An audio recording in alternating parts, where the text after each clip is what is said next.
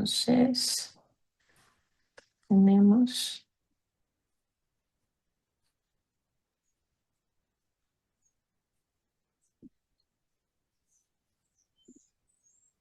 Se ve bien, doctora.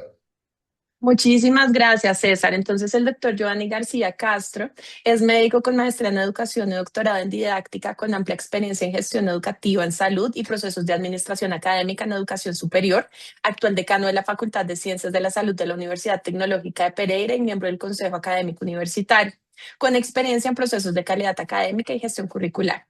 Es actualmente el director del Grupo de Investigación en Reanimación, Urgencias y Simulación GIRUS de la Universidad Tecnológica de Pereira, reconocido en MinCiencias y editor jefe de la revista médica de Risaralda. Es autor de varios libros y artículos de investigación y experiencia en acompañamiento a procesos de investigación, innovación y extensión, tanto en pregrado como en posgrado. Experiencia en trabajo en redes y alianzas de gestión del conocimiento y es representante de la Asociación Colombiana de Facultades de Medicina. Doctor Giovanni, bienvenido a este espacio. Muchísimas gracias por acompañarnos nuevamente para esta tercera cohorte. Les cuento que durante la presentación del doctor Giovanni podrán ir haciendo sus preguntas en el chat para poderlas realizar al final de la sesión al doctor Giovanni. Muchísimas gracias, doctor, y bienvenido. Muchas gracias, doctora Marcela. Díganme si están viendo mi presentación allí. Sí, doctor, ya se Ok, ve, pero se ve el PowerPoint. Ya cargó de manera de presentación. descargó. Gracias, doctor. Ok. Bueno, muchísimas gracias, doctora Marcela. Tenemos 15 minutos, ¿cierto? 20 puede, doctor, 20, 20. pues, ok. Sí, señor. Bueno, muchísimas gracias, doctora Marcela, queridos compañeros, colegas. Para mí es un honor estar aquí, como siempre, y agradeciendo la oportunidad a FEPAFEM, a SCOFAME, de poder estar aquí con ustedes. Bueno, el día de hoy vamos a hablar acerca de, bueno, y haciendo una pequeña introducción al tema de internacionalización del currículo, uso de tecnologías y también lo que tiene que ver con nuevos enfoques, utilizando los nuevos avances tecnológicos, aunque supongo que muchos de ustedes ya lo han ido haciendo, tanto en sus prácticas profesionales como docentes, así como en sus instituciones, porque pues digamos que es una tendencia y seguramente todos nosotros hemos avanzado en algo con esto. Así que vamos a dar inicio. Lo primero es que me gusta mucho hacer un marco sobre las competencias globales de la formación médica, es decir, cómo nosotros desde nuestros países latinoamericanos empezamos a pensar en un currículo que esté en línea también o en armonía, digamos lo mejor, con las tendencias de educación global, es decir, cómo pensamos nosotros un médico que puede ejercer esa profesión en cualquier parte del mundo. Cómo nosotros podemos entender algunas habilidades, algunas conceptualizaciones, algunas actitudes que debería tener un médico en el mundo. Así que aquí rápidamente, y haciendo un marco, como les contaba, pues nosotros todos queremos que esto que está aquí en la pantalla pues se dé en nuestras universidades, en nuestras facultades. Algo muy interesante y es la aplicación correcta del conocimiento.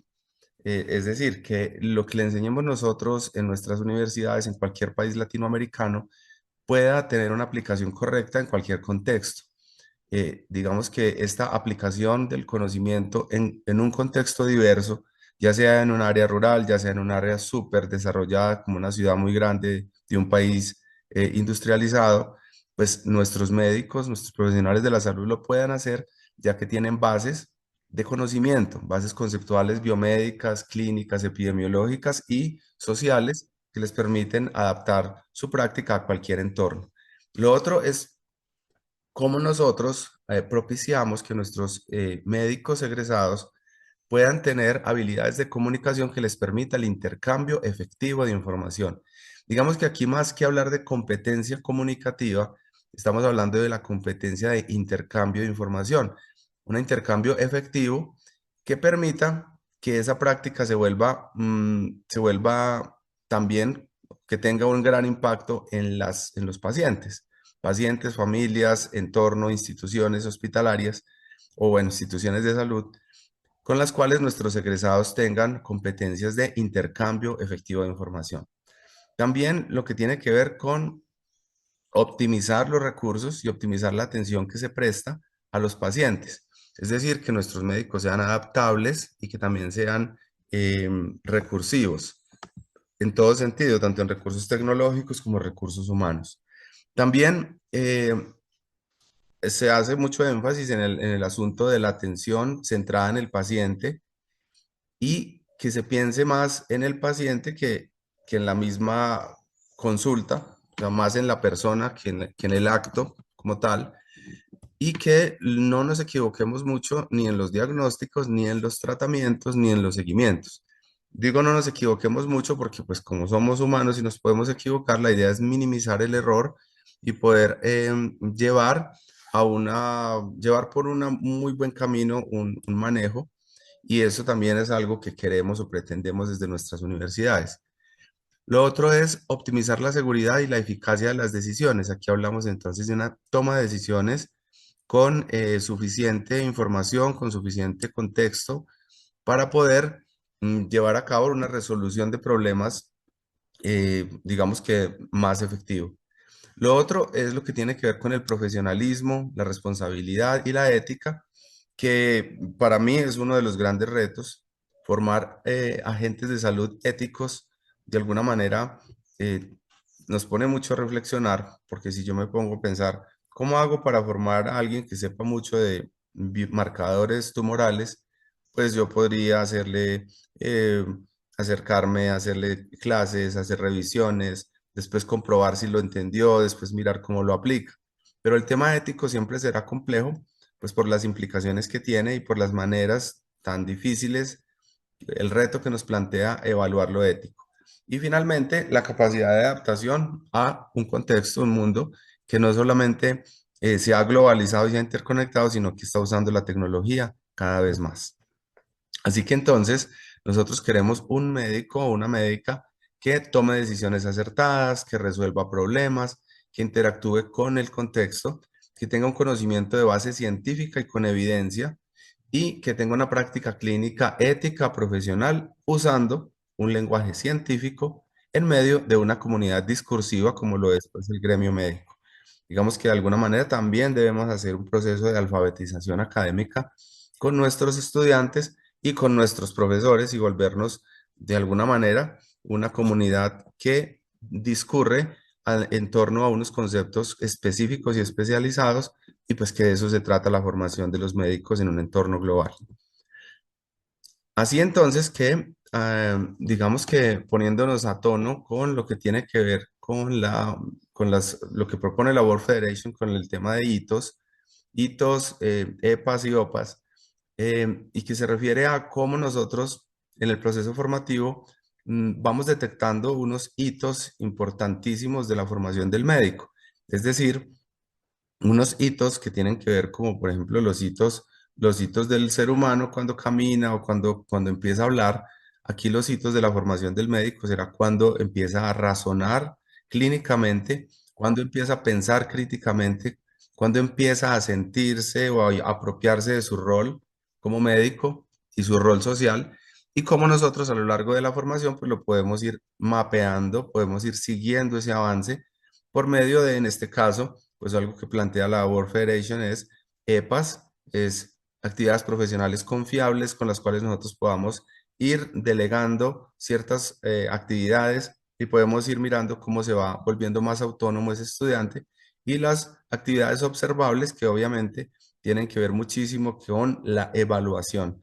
Todo este contexto para decirles que pues la evaluación es uno de los grandes retos. Aquí también en una imagen extraída de los documentos de la World Federation que hablan acerca de cómo evaluar competencias tan complejas como lo ético, la resolución de problemas y la toma de decisiones. Entonces, bueno, se plantea que eso debería ser transversal y que debería acompañar el proceso en todo momento. Todo esto, este abrebocas, pues para hablar de cuál es el rol de las tecnologías y cuál es su aplicación en la educación médica. Este es nuestro tema de hoy, y pues aquí hablemos de muchos aspectos o conceptos, porque a veces cuando lo hablamos pareciera que lo decimos como en un genérico, ¿cierto? Entonces hay tecnologías de la comunicación, y hoy nosotros creo que todos nos hemos ido apropiando de las tecnologías de la comunicación y hoy las redes sociales pues hacen parte de nuestra vida, los que queremos y los que no tanto. Lo digo es porque muchos de nosotros nos resistimos un poco a las redes sociales, sobre todo en lo personal, pero hoy sabemos que las redes sociales tienen mucho poder cuando se refiere de gestión institucional, cuando se refiere de aplicar esas tecnologías de la comunicación, las redes sociales, con nuestros estudiantes, que de alguna manera, aunque nosotros decimos que nuestros estudiantes son nativos digitales y que ellos pueden mm, adaptarse muy rápido a un smartphone o a una tablet, o hace poco ya empecé a ver mis estudiantes con gafas con audífonos, con cámara, con algo que les escuchan los mensajes por allí. Eh, Esas tecnologías deberían de ser a nuestros aliados y no tanto nuestros enemigos. A veces pensamos en eso y vemos un estudiante mirando el Instagram todo el tiempo, pasando la pantalla. ¿Por qué no pudiéramos nosotros empezar a pensar cómo hacer para que esos contenidos sean tan atractivos que pues tengamos seguidores, pero ahora seguidores académicos, personas que nos siguen por nuestro conocimiento o que siguen a la facultad o que siguen al programa o que siguen una asignatura específica? Lo otro es la inteligencia artificial, una inteligencia artificial que todos los días pues, nos sorprende más y más. Las inteligencias artificiales generativas y bueno, y críticas hoy en día ya han ido avanzando de tal manera que mm, conozco varios casos de personas que hacen psicoterapia con el chat GPT en el chat. También otros que le preguntan sobre negocios, otros que les dan estrategias de marketing. Así que nuestros estudiantes obviamente van a tener, y nosotros como profesores, unas herramientas digitales de inteligencia artificial avanzada que todos los días cambia. Y no sé si todos nosotros vamos a tener la velocidad para podernos adaptar. Hace 3 años en la pandemia, pues la inteligencia artificial no estaba como está ahora, no tenía esos avances y eso apenas hace 4 años. Hoy hablamos de unas super cerebros digitales que son capaces de analizar datos muy rápido, de leer en tiempo real, casi que en milésimas de segundo, artículos completos, metaanálisis, y por lo tanto nosotros deberíamos ir pensando cómo ir mirando y adaptando nuestras prácticas y mm,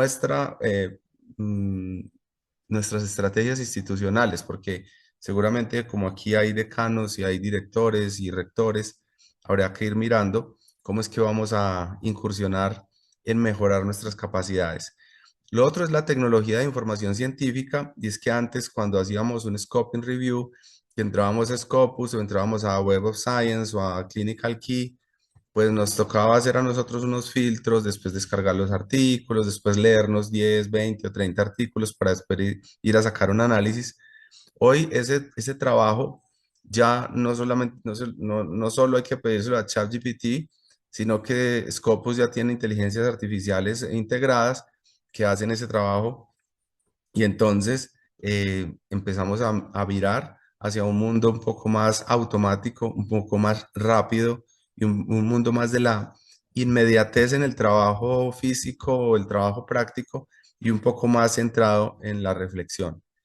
También la realidad virtual ha sido pues una de las tendencias, esta realidad virtual e interactiva en el cual podemos nosotros conectarnos virtualmente con otras personas en otras partes del mundo. Y pues eso ya lo hacen nuestros estudiantes con los juegos digitales, los videojuegos. Y es que usted desde aquí se conecta, no sé, a FIFA 2025 a jugar y usted se escoge el Real Madrid y otro por allá en otra parte del mundo se escoge el Barcelona. Y entonces juegan un partido interactivo. Lo mismo pasa entonces hoy con una realidad virtual que cada vez se vuelve más tecnificada, más realista y más interactiva. Lo otro es la simulación clínica con base tecnológica, aunque como ustedes seguramente también lo saben, la simulación clínica de alta fidelidad también está retomando el paciente estandarizado, el actor en físico, el personaje en físico, y apoyados por unos maniquís o unos simuladores de alta fidelidad que ya conocemos todos y que los vemos en los congresos, en los eventos, maniquís que parpadean, niños que lloran, niños que se ponen cianóticos, eh, monitores que se conectan con expertos en otro país y haciendo simulación en nuestra universidad. Y finalmente, las herramientas multimodales que tienen que ver con cómo nos relacionamos por medio de nuestros órganos de los sentidos y podemos explorar algunos contenidos en cualquier parte del mundo. Aquí algún acercamiento sobre cómo nosotros empezamos a usar la inteligencia artificial, nosotros como médicos o como agentes de salud, pero también los estudiantes. De alguna manera, esta es una revisión sistemática de y un metaanálisis sobre inteligencia artificial y cómo se usan herramientas de inteligencia artificial, sobre todo para qué se utilizan y qué es lo que más se hace con inteligencia artificial hoy en educación médica. Digamos que hay diferentes categorías. Una de las más interesantes, bueno, una de las más interesantes para reflexionar es el tema de tratamientos, protocolos de manejo. Eh, Cada vez más tenemos algoritmos up-to-date, Dynamed, que nos ayudan a pensar pues cuál sería el mejor protocolo para qué paciente, o incluso los mismos pacientes se buscan en estas inteligencias artificiales eventos adversos, contraindicaciones, interacciones medicamentosas, así que es uno de los grandes usos de la inteligencia artificial en este momento. Lo otro es lo que tiene que ver con equipos o con instituciones, con eh, áreas construidas para la atención médica, es decir, que las personas buscan cuál será su mejor hospital, cuáles recursos tienen y de qué manera se pueden relacionar con ellos para mejorar su oportunidad en salud. Lo otro es lo que tiene que ver con enfermedades, obviamente, enfermedades por especialidades, temas que tienen que ver con el paciente, cómo el paciente vivencia su proceso salud-enfermedad, lo que tiene que ver con avances tecnológicos como la radiología, como el uso de biomarcadores, todo lo que tiene que ver con administración hospitalaria. Así que la inteligencia artificial hoy en día, digamos que transversaliza muchos aspectos de la práctica cotidiana de los profesionales de la salud. Así que aquí hay un resumen de ese artículo que les quería traer y es cuáles son los pros y los contras de la introducción de la inteligencia artificial a las prácticas clínicas o la práctica médica y al contexto en salud, al contexto educativo en salud. Eh, Hay pros. Este artículo nos dice que hay unos pros como por ejemplo la difusión rápida y precisa de información crítica. Lo otro, la democratización y la difusión del conocimiento, ya que pues, con estos inteligencias artificiales de uso abierto, pues cualquiera de nosotros podría tener acceso a mucho de ese conocimiento que está circulando. Lo otro es que acelera la recopilación de datos y conocimiento y como les decía ahora, hacer una revisión sistemática de literatura apoyados con la IA, obviamente va a ser mucho más rápido. Y lo otro es el aprendizaje personalizado, ya que cada uno de nosotros pues podría estar circulando por contenidos que tienen que ver con nuestros mismos o con nuestros propios intereses.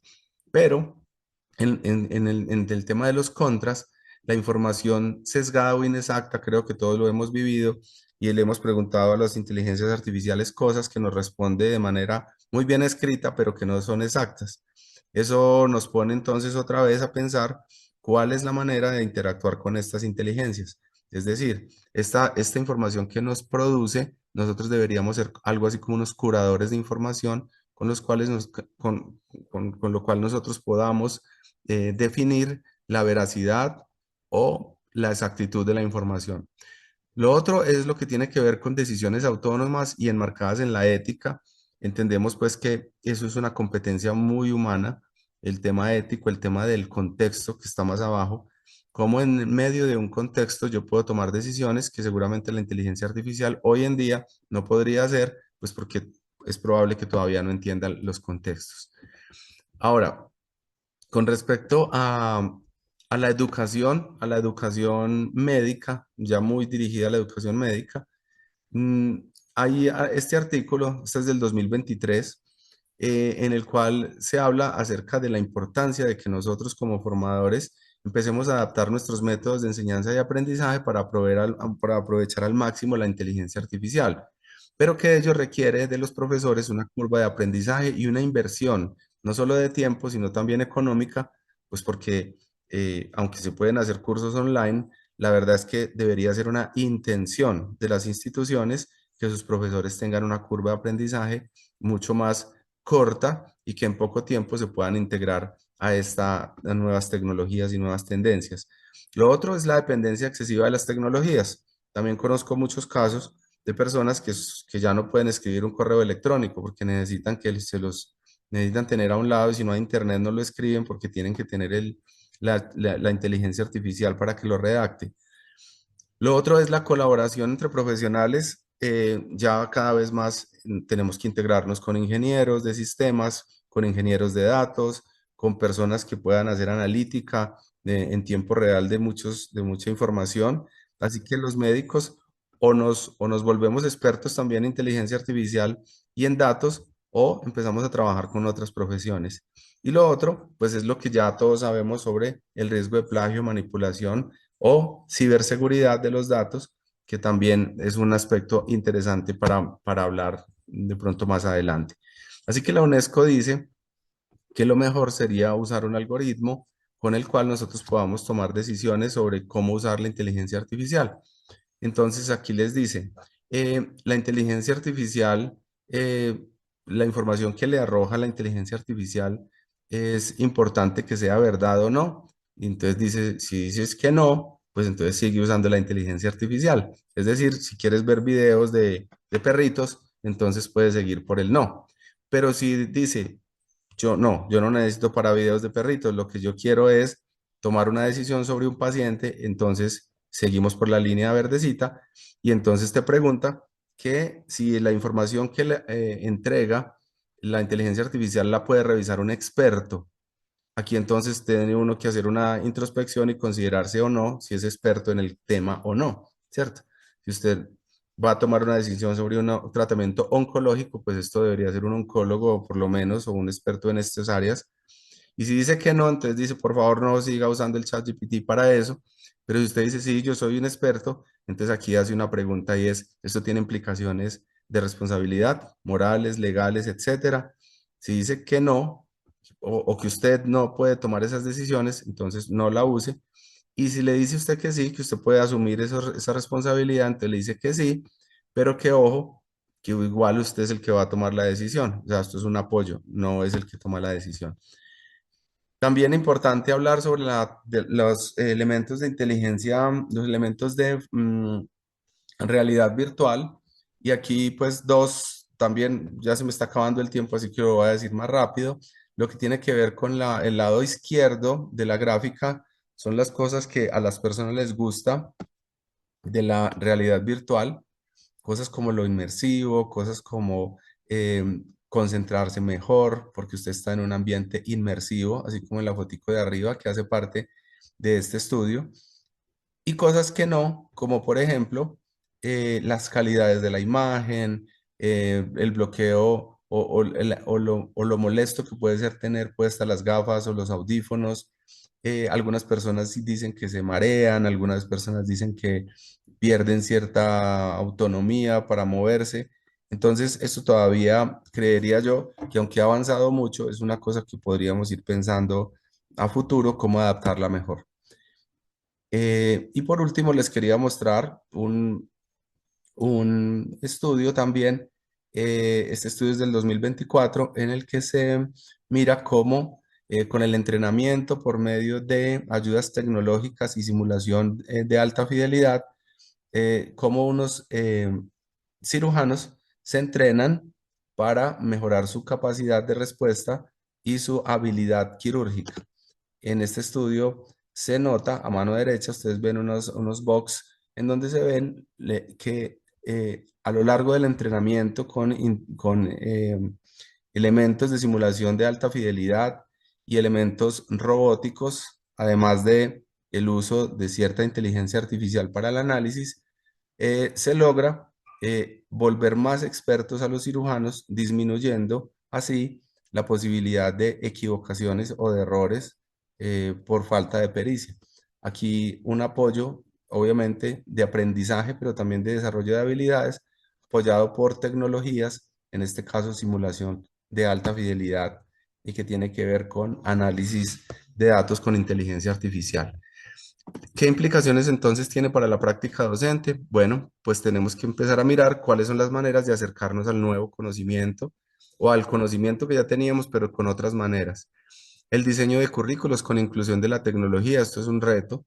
Hoy lo hacemos muy poco, hoy lo hacemos eh, muy de manera particular de un profesor que se interesa, pero mover micros, meso y macros currículos insertando la tecnología no es lo normal hoy en día todavía. Encontrar equilibrio entre lo tecnológico y lo personal.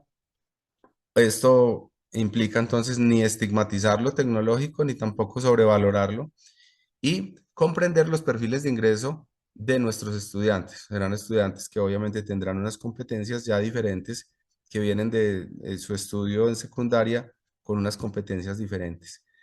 ¿Y cuáles implicaciones tendría esto para el aprendizaje? Entonces, esto sobre la autorregulación, que lo podemos, perdón, lo podemos hablar ahora, si es posible, el tema de autorregulación, de cómo nuestros estudiantes se autorregulan para poder usar tecnologías sin desbordarse. Desarrollo de nuevas competencias, incluyendo la búsqueda de información, el manejo de los datos y las aplicaciones o las APPs. Los resultados de aprendizaje mediados por tecnologías y asistentes inteligentes, el entrenamiento continuo con menor riesgo para el paciente en simulación y siempre fijándonos en el tema ético y de responsabilidad legal de nuestros estudiantes y de nuestros profesores y pacientes. Con las instituciones, este es un tema mucho más complejo porque esto exige entonces un soporte técnico poderoso, exige además hacer seguimiento de calidad a la formación y tener el suficiente soporte y la suficiente inversión en dinero para tener, pues, si estamos hablando de telesalud, de telemedicina, de inmersión, de realidad virtual, pues seguramente necesitaremos recursos adicionales. Doctora Marcela, discúlpeme ahí que me pasé como 4 minutos, pero les agradezco mucho haberme puesto atención. Yo estoy aquí pendiente si hay alguna pregunta. Es que este tiempo es muy cortico y se va uno emocionando con tantas cosas. Muchas gracias. Doctor Giovanni, muchísimas gracias por su intervención. Generó bastantes preguntas en el chat. Siempre es un placer escucharlo. Entonces nos tomaremos unos breves 3 minutos para contestar algunas preguntas. El resto se las haremos llegar al doctor Giovanni o miraremos el espacio para contestarlas más adelante en la jornada. Muchas Entonces, gracias. me gustaría invitar a la doctora Laura Cadena a que nos comparta sus preguntas. Tratemos de ser breves para ver si logramos contestar las tres que están en el chat. Listo, muy buenos días, muchas gracias, doctor Giovanni. Brevemente, siempre me he preguntado si dentro del currículo tendríamos que empezar a pensar en enseñarle a nuestros chicos programación, porque creo que se va a volver como un lenguaje común, transversal para todo. Esa es una. Y la segunda, pues es una preocupación que estamos viviendo con lo que su merced decía, del uso de gafas inteligentes, de la realización de trabajos con tecnología. Ellos tal vez la manejan, conocen más recursos, aunque no saben éticamente cómo manejarla y qué es bueno y qué es malo. De pronto no sé si ese sea momento ahorita para discutir o lo dejamos un poquito ahí como en remojo de cómo podríamos desarrollar estrategias para hacer ese uso racional y que los estudiantes también incorporen ese uso racional en su formación profesional. Gracias. Doctora Laura, muchas gracias. La primera pregunta, yo pensaría que en algún momento sí. El tema de enseñarle nosotros a programar a nuestros estudiantes, incluso ha sido yo trabajo en una facultad, en una universidad que tiene 10 facultades. 5 de ellas tienen que ver con temas de ingeniería, tecnología, y cada vez estas facultades están hablando de que los estudiantes llegan ya con esa competencia. O sea, un estudiante de primer semestre sabe programar. Entonces esta gente dice, pero entonces ahora qué le vamos, pues a ver, eso le íbamos a enseñar, ahora qué le enseñamos, ¿cierto? Entonces tendríamos que pensar en competencias más avanzadas. El tema de programación hoy en día me parece a mí que se está volviendo algo así eh, como una alfabetización, qué pena que repita ese concepto, pero casi que cuando llega la telefonía celular, si ustedes recuerdan, para nuestros padres seguramente fue complejo entender por qué ahora con un teléfono se podían hacer cosas. Creo que hoy nos vamos quedando atrás con temas de no entender bien cómo se generan los algoritmos y cómo se generan las interacciones en las pantallas, ¿cierto? Eso no es milagroso. Yo diría que en algún momento sí, no sé si pronto, pues le puedo decir que no lo he visto en ninguna de nuestros documentos de Ascofame, doctora Marcela, temas de cómo enseñarle a programar en Python, por ejemplo, a los estudiantes, pero es No tan probable, específico. y no tan específico, pero yo pensaría que más adelante es probable, en unos 5, 6 años, 10 años, tendríamos que tener médicos con esas competencias. Y lo otro se refiere entonces a cómo nosotros podemos, por eso decía yo que esa palabra de autorregularse era muy importante. ¿Cómo enseñar nosotros autorregulación? Igual, doctora Laura, que como nosotros pensamos abordar el tema de salud mental, fíjese usted que cuando nosotros hablamos de salud mental, usted dice, pero si yo hago las estrategias, si yo en mi facultad hago seguimiento, hago estudios, ¿cómo hago para gestionar la salud mental de mis estudiantes? ¿Cómo hago para que se autorregulen y puedan tener una actividad académica educativa con calidad de vida? Yo diría que muy cerca de eso tendríamos que pensar cómo autorregular el consumo o el uso de la inteligencia artificial o de las tecnologías y cómo encontrar ciertos niveles de equilibrio. Yo veo que nosotros, digamos que al menos yo pues, y la gente de mi generación todavía entiende que es importante salir a caminar, a hacer ejercicio, no sé, creo que eso tenemos que seguirlo, digamos que motivando. Yo diría que todavía estamos a tiempo de que nuestras generaciones todavía no se vuelvan esclavos digitales. Yo diría que cada vez se tiene que generar esa conciencia de estar equilibrado entre la tecnología y la vida real, pero creo que también faltan muchos estudios, todavía falta mucho, porque conforme va llegando más tecnología, pues a todos nos va dando más curiosidad y nos pegamos más en los computadores, en los audífonos inteligentes, en las pantallas, y tendríamos que llegar como a un equilibrio que seguramente será objeto de muchísimos estudios antropológicos, sociológicos, psicológicos del asunto. Muchas gracias, doctora Laura, por la pregunta. Gracias, doctora Marcela. Doctor Giovanni, muchísimas gracias por su intervención. Doctora Laura, gracias por animarse a preguntar. Agradecemos todas las preguntas que tenemos en el chat. Por cuestiones de tiempo, varias de estas preguntas las abordaremos en el espacio de trabajo en equipo al final de la jornada. Doctor Giovanni, nuevamente agradecemos su participación en esta tercera corte del Programa Panamericano de Alta Gerencia y le estaremos enviando de todas formas si nos quedan dudas con respecto a estas preguntas que los participantes plantearon para que nos apoye con su respuesta. Muchas gracias, doctora Marcela. Gracias. Gracias, doctor. Ahora daremos la bienvenida